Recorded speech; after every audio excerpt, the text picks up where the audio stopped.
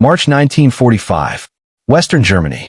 The light is fading over a temporary American prisoner of war camp, carved into a former training field. The ground is wet from melting frost.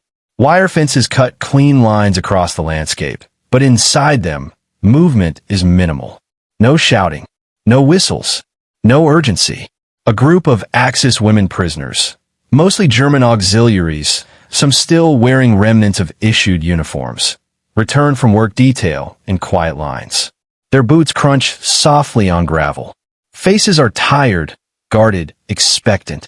Years of conditioning have taught them what comes next. Inspection, correction, discipline delivered loudly and publicly. But nothing happens. An American guard checks a clipboard, nods once, and steps aside. The women are not rushed. They're not ordered to stand still. They're not told to remain silent. They're simply left alone. For several seconds, no one moves. The absence of command feels heavier than any shouted order. Muscles remain tense. I stay lowered. Silence stretches, not enforced but permitted. This is not kindness. It is not carelessness. It is discipline so procedural, so restrained, that it is almost invisible. And for prisoners trained to fear authority at every moment, that invisibility is deeply unsettling. The realization does not arrive with words. It arrives as a question, unspoken, shared in silence. What kind of captivity is this? And that question leads directly into how these women came to be here at all. By the spring of 1945, the war in Europe was already lost for the Axis powers.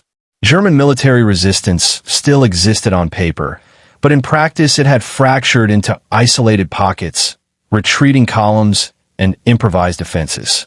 The Third Reich's ability to command, supply, and discipline its forces was collapsing under the pressure of Allied advances from both east and west. In the east, the Red Army had crossed the Oder River and was advancing relentlessly toward Berlin. Entire German units dissolved as refugees clogged roads and rail lines. In the west, American, British, and Canadian forces had crossed the Rhine in March 1945, breaking through Germany's last natural defensive barrier. Cities fell not through siege, but through administrative collapse. Garrisons surrendered without fighting. Command posts were abandoned. Orders arrived late, or not at all. Within this disintegration, tens of thousands of German personnel were captured every week. Not only soldiers, but clerks, drivers, technicians, and medical staff. Among them were women who had served in auxiliary roles across the German military system. These women were collectively known as Wehrmachthelferinnen, auxiliaries attached to the Army, Air Force, and Navy. Their duties were essential, but rarely visible. They operated telephone switchboards, typed orders, decoded signals, tracked weather patterns, and staffed medical facilities. Some wore uniforms with rank insignia. Others worked in civilian clothing under military authority. By 1945, Germany's manpower shortages had pushed these women closer to operational centers than ever before. Many were stationed in administrative hubs, airfields, logistics depots, and communication centers, precisely the locations most vulnerable to Allied advances. When American armored columns overran these areas, capture often came suddenly and without resistance. There was no final stand, no dramatic surrender, an order to step forward, hands raised, a clipboard opened. For these women, captivity arrived without preparation. Nazi propaganda had spent years shaping expectations of enemy behavior. Surrender to the Western Allies, they were told, meant humiliation, abuse, and the erasure of dignity. American soldiers were portrayed as undisciplined, vengeful, and morally corrupt. Captivity, in this narrative, was something to be feared almost as much as death. The reality awaiting them was governed by something far less dramatic: regulation. The United States Army had prepared extensively for the mass capture of Axis personnel. Lessons from World War I, combined with legal obligations under the 1929 Geneva Convention, shaped American policy. Prisoners were to be disarmed, registered, housed, fed, and, when possible, employed in non-combat labor. Discipline was to be maintained through structure, not terror. By early 1945, American forces were holding hundreds of thousands of German prisoners across Europe. Temporary camps appeared wherever space allowed. Open fields enclosed by wire, former factories, schools, farms, and airfields repurposed almost overnight. These camps were not uniform in comfort, but they were governed by the same principles. Order was paramount. Guards were instructed to follow procedure precisely. Roll calls were scheduled. Work details were assigned according to ability. Infractions were recorded and reported up the chain of command. Punishment, when applied, was meant to be proportional and documented, not arbitrary or theatrical. For many American soldiers assigned to guard duty, this approach felt natural. Most were civilians in uniform, trained to follow written rules rather than enforce ideology. Their authority came from regulation, not intimidation. For Axis women prisoners, this difference was profound. They came from a system where discipline was public, corrective, and constant. Mistakes were punished loudly. Silence was enforced. Authority was visible at all times. Even rest carried an undercurrent of surveillance. Obedience was not simply expected, it was performed. American captivity stripped away that performance. There were rules, but they were posted. There were consequences, but they were procedural. Guards did not shout unless necessary. They did not hover. They did not seek compliance through fear. This contrast set the stage for a psychological collision, one that would unfold not in interrogation rooms or punishment yards, but in the quiet hours after work ended. Because to understand why American discipline felt almost invisible, it is necessary to understand what discipline had meant to these women before capture. And that requires looking deeper into the systems that shaped their expectations. Before their capture, Axis women auxiliaries lived inside a system where discipline was not merely a tool, it was an identity. In Nazi Germany, authority permeated every layer of military and civilian life. Rules were not only enforced, they were internalized. Behavior was shaped through repetition, surveillance, and the constant awareness that deviation, however minor, could carry consequences. Training for women auxiliaries emphasized obedience, precision, and restraint. Speech was regulated. Informal behavior was discouraged. Even among peers, conversation was cautious. The system rewarded conformity and punished ambiguity. Discipline was designed to be visible, performed publicly to reinforce hierarchy and ideological loyalty. This environment created a specific psychological expectation. Authority must always be felt. Discipline, in this worldview, was inseparable from pressure. Silence meant control. Observation meant safety. When authority withdrew its gaze, it was assumed to be temporary or deceptive. Capture by American forces disrupted this logic almost immediately. Upon arrival in U.S.-run camps, Axis women encountered procedures rather than posturing. Names were taken, personal details recorded. Medical inspections conducted methodically. Property was inventoried. None of this was gentle, but it was impersonal. The process was administrative, not theatrical. What stood out most was what did not happen. There were no ideological lectures, no public reprimands, no ritualized humiliation. Guards followed routines, checked lists, and moved on. Orders were given clearly, then left to stand on their own. For prisoners accustomed to constant correction, this absence was unsettling. Work details became the backbone of daily life. Women were assigned to tasks consistent with camp maintenance, cleaning kitchens, sorting supplies, repairing clothing, assisting medical staff, maintaining living areas. The work was structured and repetitive. Time was measured carefully, but supervision was light. American doctrine placed emphasis on time management rather than behavioral micromanagement. The day was divided into defined segments: wake up, roll call, work period, meals, rest, lights out. Within those blocks, expectations were clear. Outside them, the system relaxed. This was not accidental. U.S. Army planners understood that prisoners accustomed to rigid authoritarian control often reacted unpredictably to overt repression. Allowing limited autonomy reduced tension, prevented collective resentment, and conserved manpower. Calm, they believed, was more sustainable than fear. For Axis women POWs, this logic ran counter to everything they had been taught. They expected discipline to intensify in captivity. Instead, it softened, at least in appearance. Guards did not enforce silence beyond what was necessary. They did not patrol aggressively during rest periods. They observed rather than intervened. This created a psychological vacuum. In German military culture, silence was enforced. Here, it was optional. In Germany, conversation was monitored. Here, it was tolerated. The absence of constant oversight felt unnatural, even dangerous. Many prisoners responded by maintaining self-imposed restraint. They remained quiet. They followed routines meticulously. They avoided drawing attention. They assumed that tolerance was conditional and temporary. But as days passed, the pattern held. American discipline remained consistent. It did not escalate. It did not tighten. It simply functioned. Infractions were rare, but when they occurred, responses were measured. A warning, a written note, a reassignment, rarely public, never theatrical. Punishment was scaled to severity, not used as spectacle. This procedural approach made authority less visible, but more reliable. Over time, Axis women began to realize that control existed not in constant enforcement, but in predictability. The rules did not change daily. Guards did not improvise. There were no mood-driven crackdowns. Order persisted because it was stable. This realization was deeply disorienting. Many prisoners had been trained to navigate volatile systems, where authority could shift abruptly, and survival depended on anticipating reactions.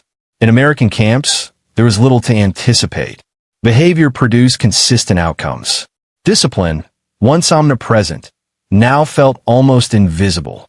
And it was in this quiet space, between expectation and reality, that the emotional turning point began to form.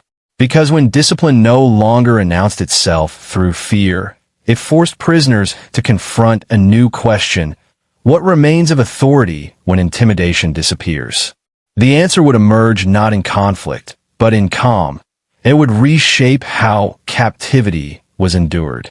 The experience of Axis women POWs under American custody can be understood only by examining it from multiple angles. Not as isolated moments, but as intersecting perspectives: human, institutional, cultural, and psychological, each revealing why discipline that felt almost invisible proved so powerful. For the women themselves, the first adjustment was physical rather than intellectual. Days structured by predictable schedules began to regulate sleep, appetite, and movement. The body responded before belief followed. Fatigue eased. Hunger became regular rather than anxious. Even posture changed. Shoulders lowered slightly, breathing slowed during evening hours. These changes were subtle, rarely acknowledged aloud. Yet they mattered. Human beings read safety through patterns. When patterns remain stable, the nervous system adapts. In the absence of shouting or sudden punishment, vigilance softened. Fear did not vanish, but it stopped dominating every decision. This bodily adjustment laid the groundwork for emotional recalibration. Axis women entered captivity shaped by a culture where authority was performative.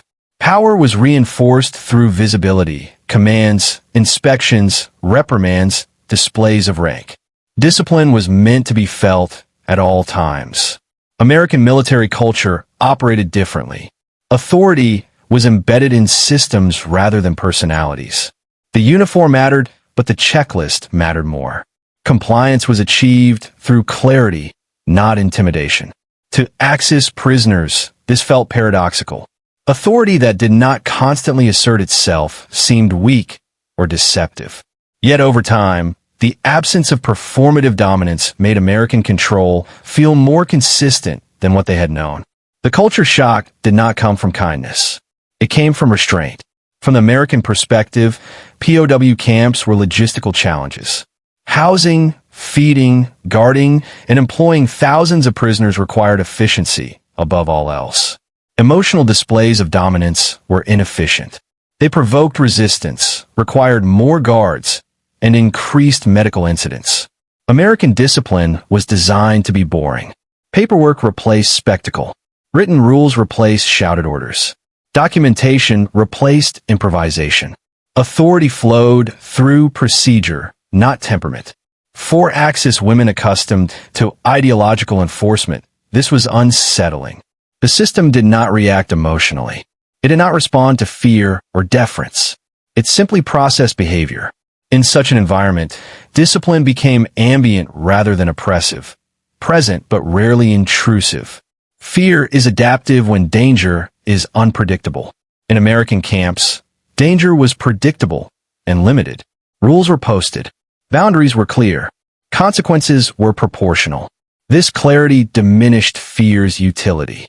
Women who had relied on silence and invisibility as survival strategies began to reassess.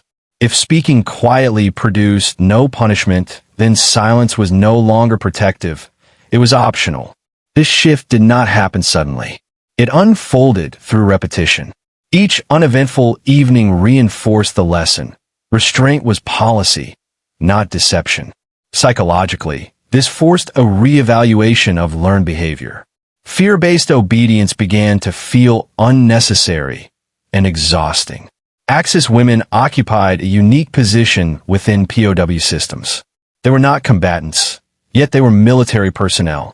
American policy treated them primarily as administrative subjects rather than ideological enemies. This distinction mattered. Work assignments reflected prior experience. Medical care was consistent. Separation from male prisoners reduced tension. The environment emphasized containment rather than punishment. For women trained under rigid gendered expectations, obedience, invisibility, ideological purity, this treatment disrupted identity. They were no longer symbols or tools. They were units within a system. That depersonalization, paradoxically, restored individuality. Without constant ideological framing, personal identity resurfaced quietly. Nazi propaganda had framed American forces as chaotic, undisciplined, and morally lax. Captivity was expected to confirm this image through cruelty or disorder. Instead, Axis women encountered professionalism devoid of ideological messaging. Guards did not lecture. Officers did not moralize. Authority was exercised without commentary. This silence undermined propaganda more effectively than argument. When the enemy behaves predictably and without cruelty, the narrative of inherent barbarism collapses. The shock came not from kindness, but from normalcy. Perhaps the most unsettling angle was moral. Many Axis women had witnessed or participated in systems where discipline relied on humiliation. Correction was public. Shame was a tool. In American camps, correction was private. Documentation replaced display. Humiliation served no function. This forced comparison was uncomfortable. For some prisoners, it triggered resentment. For others, guilt. For many, confusion. If authority could exist without degradation, what did that imply about systems they had upheld? The camps offered no answers. They did not invite reflection. They simply functioned. And that functioning, quiet, restrained, consistent, became the lesson itself. These angles converged gradually, shaping an environment where discipline was no longer felt as pressure, but as background structure. Authority did not disappear, it dissolved into routine. That dissolution set the stage for the decisive internal turning point, when awareness replaced expectation, and captivity was redefined not by fear, but by consistency. As the days accumulated, the earlier angles did not fade, they layered. What had begun as confusion slowly hardened into understanding. Discipline that felt invisible was not weak, it was pervasive in a different way. To grasp its full impact, several additional perspectives come into focus. In Axis military culture, time was often weaponized through urgency, sudden orders, rushed deadlines, unpredictable inspections. Anxiety thrived in compressed moments. American camps inverted this logic. Time was divided, labeled, and repeated. Wake-up was fixed. Work hours were fixed. Meals arrived at predictable intervals. Even rest had a designated place in the schedule. For Axis women, POWs, this consistency altered perception. Days stopped bleeding into one another as survival exercises. Instead, time regained structure. The future could be anticipated in small units. Hours, meals, evenings. This temporal clarity reduced panic. When tomorrow looked like today, fear lost momentum. Discipline no longer needed to announce itself. It was embedded in the clock. Noise had long been associated with authority. Boots on stone, voices raised, commands repeated for emphasis. Silence, in that framework, meant vulnerability. American authority often operated in silence. Guards spoke only when necessary. Officers issued instructions once. Compliance was expected, not theatrically demanded. Even punishment, when required, occurred quietly. This silence carried weight. For Axis women trained to interpret raised voices as power, the lack of sound felt eerie. But over time, silence became reassuring. It signaled that nothing unexpected was about to happen. In that quiet, discipline felt less like force and more like gravity, always present, rarely noticed. Outside the wire, Germany was disintegrating. Cities fell. Command structures vanished. Orders contradicted one another. Authority became fragmented and arbitrary. Inside the camp, nothing changed. This contrast sharpened perception. Women began to measure systems against outcomes rather than ideology. The American camp functioned while the Reich collapsed. This comparison was not lost on the prisoners. Invisible discipline, rooted in procedure rather than charisma, proved resilient. It survived stress, transition, and uncertainty. That realization carried long-term implications for how authority itself was understood. One of the most striking developments was the nature of compliance. Rules were followed not because of fear, but because deviation no longer offered advantage. In a predictable system, rule-breaking became inefficient. Axis women adapted pragmatically. They learned what was permitted, what was prohibited, and what fell in a neutral space. Behavior adjusted accordingly. This was not moral conversion. It was rational adaptation. American discipline did not demand belief, only behavior. And behavior, once stabilized, reinforced itself. The absence of constant enforcement created an environment where self-regulation replaced surveillance. Surveillance did not disappear in American camps. Guards observed constantly, but observation was passive rather than performative. Prisoners were aware of being watched, yet rarely felt targeted. This distinction mattered. Being watched without being corrected created a sense of autonomy within boundaries. Actions felt chosen rather than compelled. For women accustomed to ideological scrutiny, where intent mattered as much as action, this shift was profound. Only behavior mattered now. Thoughts were irrelevant. That separation offered psychological relief. There was no moment of collective realization. No shared acknowledgement that captivity felt different than expected. The emotional response was solitary and restrained. Relief emerged quietly.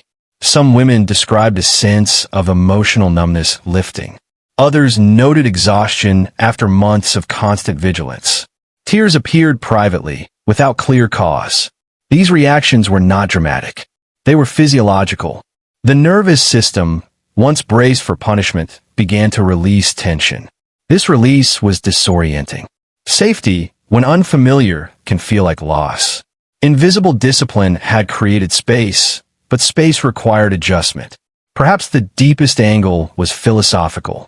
Authority stripped of spectacle forced reevaluation. If power did not need to display itself to function, then what justified past displays of dominance? If order could exist without humiliation, then what had humiliation been for? The camps offered no answers. They were not designed to teach ethics. Yet their structure posed implicit questions. For some Axis women, this provoked quiet resistance. For others, shame. For many, unresolved tension. The discipline felt invisible precisely because it was not seeking validation. All angles converged on a single truth. American discipline functioned as environment rather than action. It shaped behavior the way architecture shapes movement, without instruction, without emotion, without commentary. Once understood, it became impossible to unsee. Captivity was no longer defined by fear of punishment, but by navigation of structure. The enemy was no longer imagined as volatile, but as procedural. This understanding did not soften captivity, but it stabilized it. And that stability marked the internal turning point. The moment when Axis women POWs realized that American discipline did not need to be felt to be effective was the moment captivity changed meaning. That realization now carries us toward the decisive phase, where understanding becomes consequence, and the quiet internal shift produces lasting effects. The turning point did not arrive with a siren, a speech, or a sudden act of force. It arrived without sound. Late March 1945, Western Germany. By then, the rhythm of the camp was fully established. Morning roll calls unfolded with mechanical precision. Work details moved out and returned at the same hours each day. Even the guards' footsteps traced familiar routes along the wire.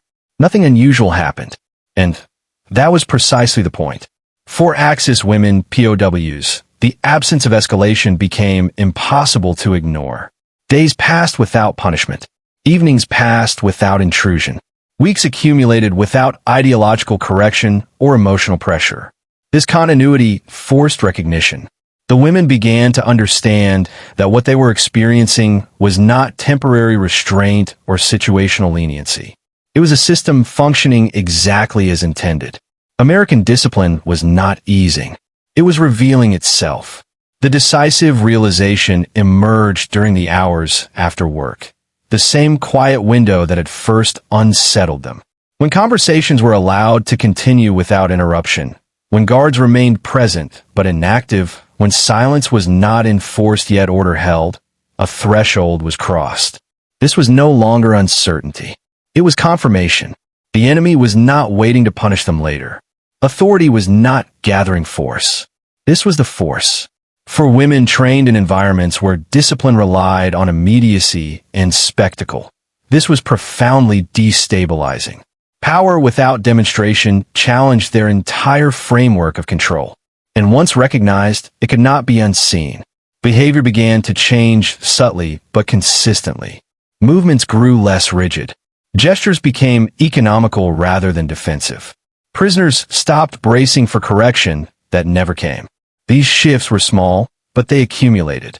From the American perspective, this moment represented success.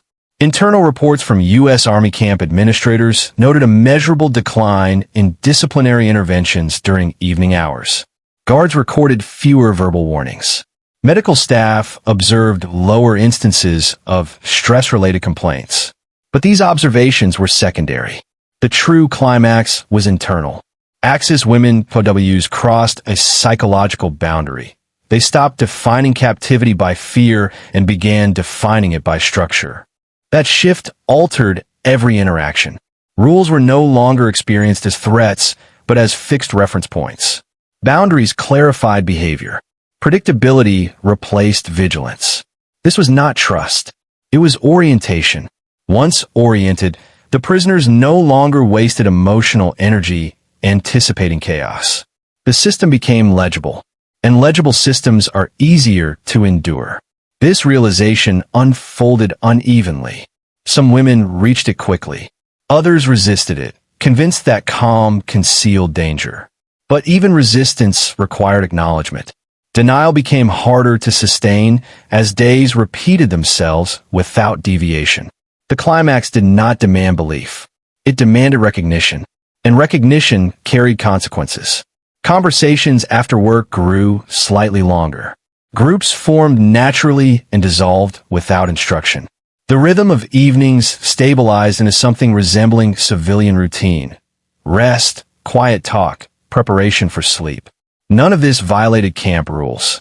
And that was the revelation. American discipline had not been invisible because it was absent. It was invisible because it did not intrude. For Axis women, This forced a reckoning with past assumptions. Many had been taught that enemies governed through brutality. That victory required domination. That order depended on fear. Here, fear was unnecessary.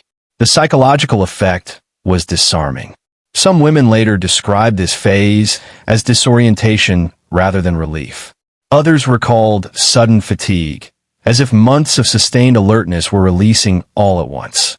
A few experienced guilt, recognizing that systems they had served relied on methods their captors did not need. Yet there was no forum for reflection. The camp did not ask for ideological revision. It simply continued to function. That function became the lesson.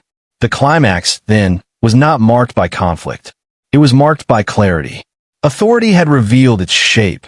Not loud, not violent, not theatrical, but consistent, procedural, and unyielding in its predictability. This understanding reshaped how captivity was endured.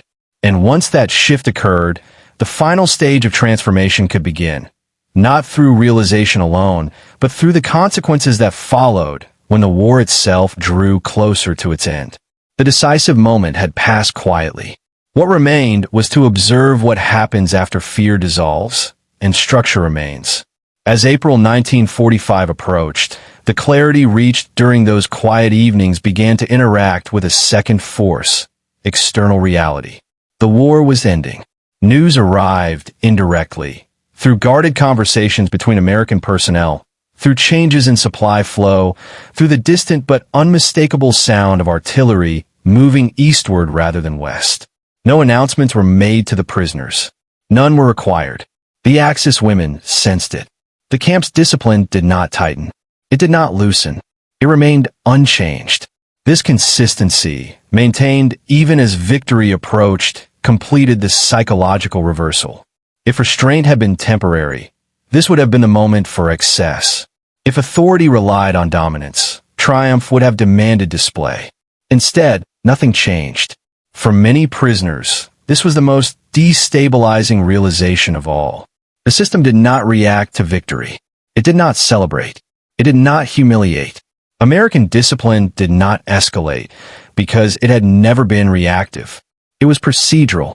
In early April, several women were reassigned from heavy labor to administrative support, translation assistance, inventory logging, kitchen coordination. These decisions were practical, not symbolic. Language skills were used. Training histories were acknowledged. Efficiency guided assignments. No speeches accompanied the changes. The effect, however, was profound. Women who had expected punishment as defeat became undeniable instead encountered utilization. Their value was assessed without reference to ideology. Their past affiliations were irrelevant to present function. This was not kindness. It was management. And management without contempt carried its own weight. In the final weeks of captivity, interactions with guards grew increasingly minimalist. Orders were given once. Compliance was assumed. Corrections were rare because expectations were understood.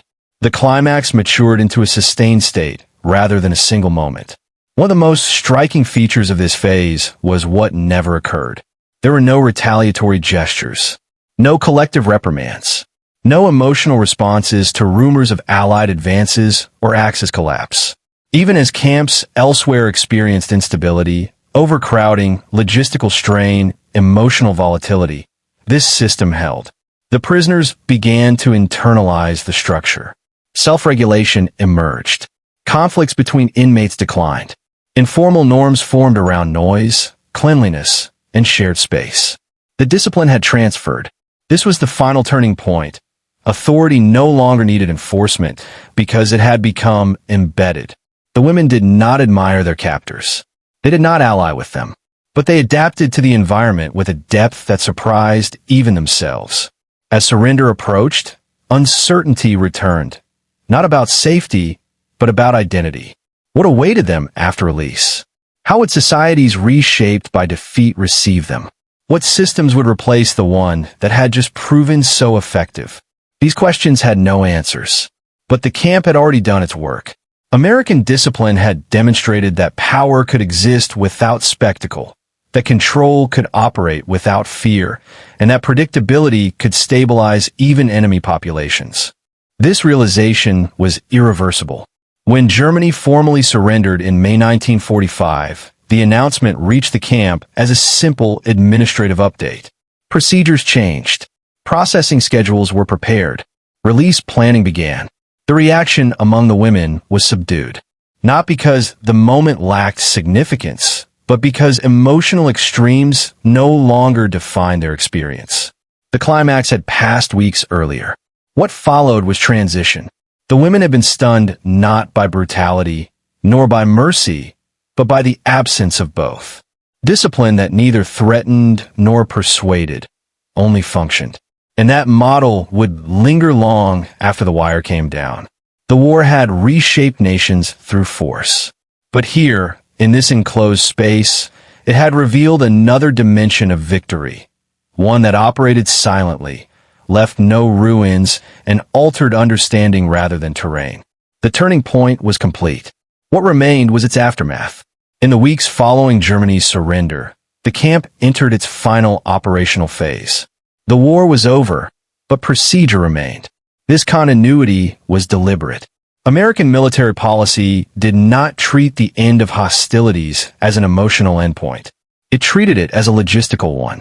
Orders arrived from higher command outlining phased demobilization, screening, and repatriation. Each step was documented.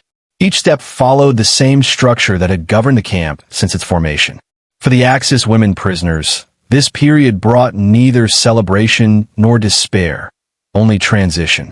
Processing began with identification reviews. Names were cross-checked. Civilian status was verified. Military affiliations were assessed for relevance, not punishment. Most of the women fell into non-combatant categories: auxiliaries, clerical workers, factory laborers, medical aides. There were no mass interrogations. Interviews were conducted individually, calmly, with translators present. Questions focused on employment history, family location, health status. Ideological probing was minimal. Intelligence value had already been extracted earlier in the war. This approach surprised many prisoners.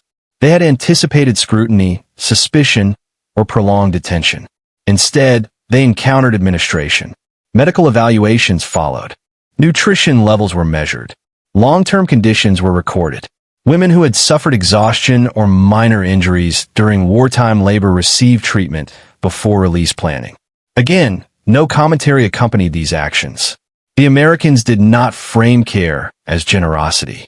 They framed it as obligation. As weeks passed, the camp population steadily decreased. Transfers to repatriation centers began. Some women were released directly to displaced persons camps under Allied control. Others awaited transport to occupied zones where civil authorities would resume oversight. Throughout this process, discipline remained consistent. Work schedules were adjusted, not eliminated. Quiet hours continued. Rules were neither relaxed nor tightened. Even as departure lists were posted, the system did not dissolve. This stability mattered. For many women, the camp had become a temporary structure of predictability in a shattered world. Outside its boundaries lay uncertainty. Cities in ruins, families missing, governments dissolved. Inside, expectations were known. Some prisoners expressed reluctance to leave, not out of loyalty, but out of apprehension. The camp had stripped away ideological noise and replaced it with routine. The outside world promised none. American personnel observed this reaction, but did not respond to it. Their role was not emotional management. It was closure. The aftermath was not marked by speeches or symbolic gestures. There were no apologies demanded, no moral reckoning staged within the camp itself. That reckoning was deferred to history, courts, and national memory. Here, the war concluded administratively. Reports written during this period reflect the tone. Officers noted high compliance, low incident rates, and effective self-regulation among detainees. These were operational assessments, not moral judgments. Yet beneath the language, something deeper had occurred. The women leaving the camp carried with them a recalibrated understanding of authority. They had witnessed a system that did not require ideological alignment to function. They had lived under discipline that did not demand belief, only cooperation. This experience did not absolve anyone. It did not resolve guilt or responsibility, but it altered perception. The aftermath extended beyond release. Many former prisoners later recalled the camp not as a place of suffering, but as a place of dissonance, where expectations of cruelty were replaced by structure and fear was replaced by routine. This contradiction stayed with them. As transports departed and the camp prepared for closure, its physical presence began to fade. Barracks emptied. Guard rotations ended. Paperwork replaced patrols. What remained was not a legacy of violence, but a record of control exercised without spectacle. And that record would shape how the aftermath was understood, not only by those who lived it, but by those who later studied it. The final consequences, however, extended far beyond the camp's perimeter. They belonged to history itself. As spring advanced in 1945, repatriation intensified. Trains and convoys moved steadily through bombed-out landscapes, carrying women whose daily existence had been defined by structure, not ideology. Each step was procedural. Manifest checks, identification verification, luggage inventories. Soldiers recorded, cataloged, and supervised without commentary or moral framing. For many prisoners, the physical journey mirrored a psychological one. Towns and cities appeared in fragments, roofs missing, streets scarred, civilian faces anxious and weary. Comparisons between orderly camps and the chaos outside were stark. Inside, the American system had remained consistent. Outside, social and governmental structures had disintegrated. Observation notes from U.S. Army intelligence highlighted this contrast. Officials recorded a marked capacity for self-regulation among returning prisoners, emphasizing how familiarity with predictable procedures fostered compliance even in unstable environments. Former POWs approached transportation with methodical precision. Names pronounced correctly, belongings organized, lines followed.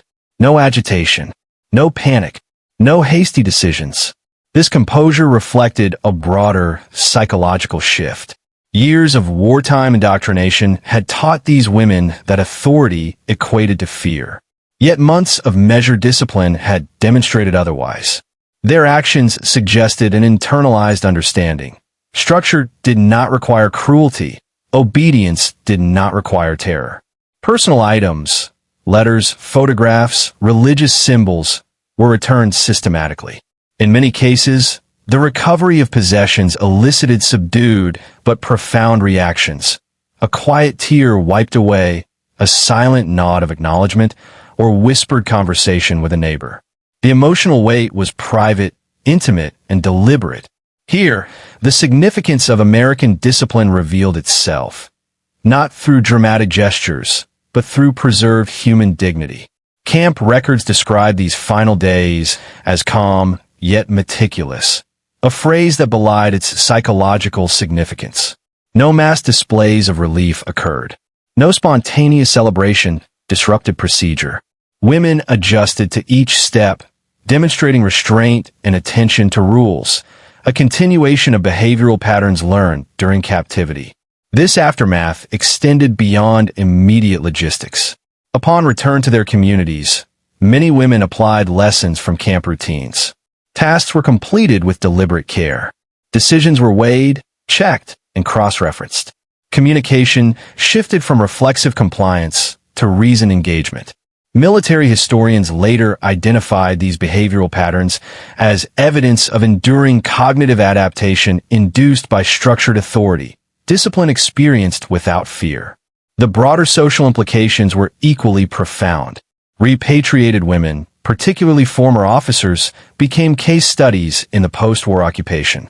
U.S. Army sociologists noted that these individuals often acted as stabilizing agents within civilian populations, modeling compliance, procedural clarity, and cooperative problem-solving. In environments still recovering from total war, these traits facilitated reconstruction, negotiation, and civic restoration. In practical terms, The predictable structure of American POW camps offered a template for administration in occupied territories.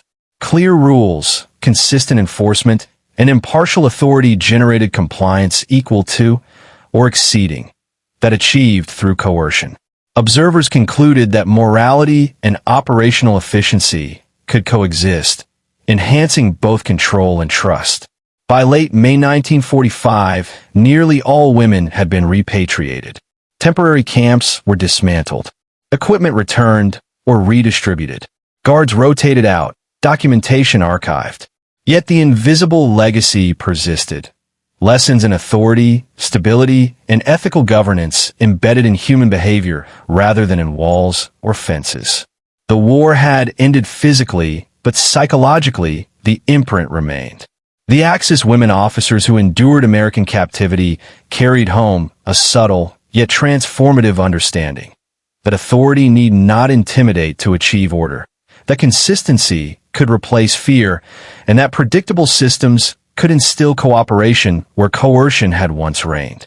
This was the enduring consequence of captivity under measured discipline, a human lesson hidden within the final administrative acts of a defeated war.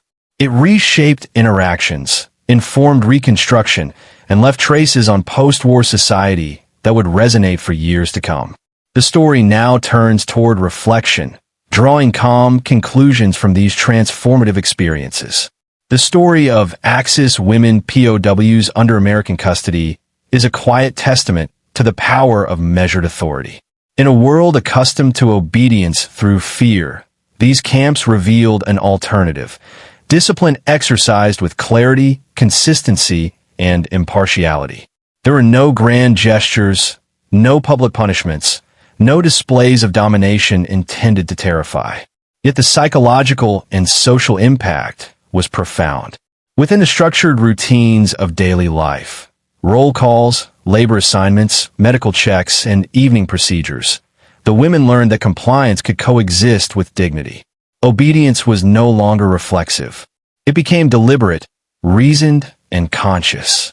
Fear no longer dictated action, understanding did. The subtle lessons of procedural calm, permitted quiet, predictable responses, and fairness in enforcement recalibrated deeply ingrained expectations. For many, the shock of this revelation lingered, a quiet cognitive dissonance between past indoctrination and present reality. The implications extended far beyond the camp gates. Repatriated women approached civilian life differently. Measured decision-making, cooperative problem-solving, and respect for consistent authority. Obedience became mindful, not instinctive.